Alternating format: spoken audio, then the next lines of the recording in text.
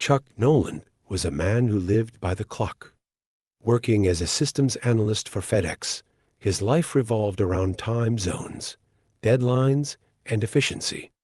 His job took him all over the world, managing the flow of packages across continents. Despite his demanding schedule, Chuck maintained a relationship with Kelly, the love of his life, and had plans to marry her. But his career always seemed to take precedence. On Christmas Eve, Chuck received an urgent call necessitating a last-minute flight to Malaysia. Promising Kelly that he'd be back soon, he boarded a FedEx cargo plane. As the plane soared over the Pacific Ocean, an unexpected and violent storm struck. The crew struggled to maintain control, but it was no use. The plane plunged into the dark, icy waters below. Chuck survived the crash, barely managing to escape the sinking aircraft. In the chaos, he clung to a life raft and drifted away from the wreckage, losing consciousness as the waves battered him. When Chuck awoke, he found himself washed up on the shore of a deserted island alone, with no sign of civilization in sight. The realization dawned on him. He was stranded, with no one to help him. The island was a stark contrast to his life of schedules and structure. Here, time seemed meaningless, and survival was the only goal.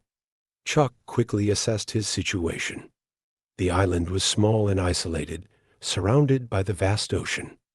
He had no food, no water, and only the clothes on his back. The first few days were a desperate scramble for survival. He scoured the island for anything he could use, finding a few FedEx packages that had also washed ashore. Most were useless, but one contained a pair of ice skates, another held a volleyball, and one had a few simple tools. With no fresh water source, Chuck was forced to drink coconut milk and eat raw fish. His first attempts at building a fire were met with frustration, as the damp wood refused to ignite. Days turned into weeks, and the harsh reality of his situation began to sink in. He was utterly alone, and no one was coming to rescue him. The volleyball he found became his only companion. In a moment of desperation, Chuck drew a face on it, naming it Wilson. As strange as it seemed, talking to Wilson provided Chuck with some comfort, a way to maintain his sanity in the face of overwhelming isolation. Over time, Chuck adapted to the island's harsh conditions. He learned how to catch fish, build shelter, and create fire using the ice skate blade and sticks. His body became lean and muscular from the constant physical labor, and his mind sharpened as he focused on the tasks necessary for survival. Despite his growing skills, the loneliness was suffocating. Every day, Chuck stared at the horizon, hoping for a ship or plane to pass by, but the ocean remained empty. The island's isolation began to take a toll on his psyche, but Wilson remained a constant presence, an anchor to his fading sense of humanity. As the days turned into months, Chuck began marking time by scratching notches into a cave wall. The island had become his world, and he was its sole inhabitant. Yet, he never gave up hope. He knew that if he was to survive, he would have to find a way off the island. After 4 years on the island, Chuck's determination to escape reached its peak. He spent months constructing a raft from logs, rope made of vine, and pieces of the wreckage. It was a fragile structure, but it was his only hope of getting off the island. With Wilson by his side, Chuck pushed the raft into the water and set sail, guided by the stars and the ocean currents.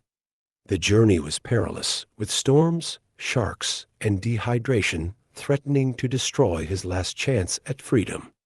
But Chuck persevered, driven by the memory of Kelly and the life he once knew. After days at sea, Chuck was on the brink of collapse.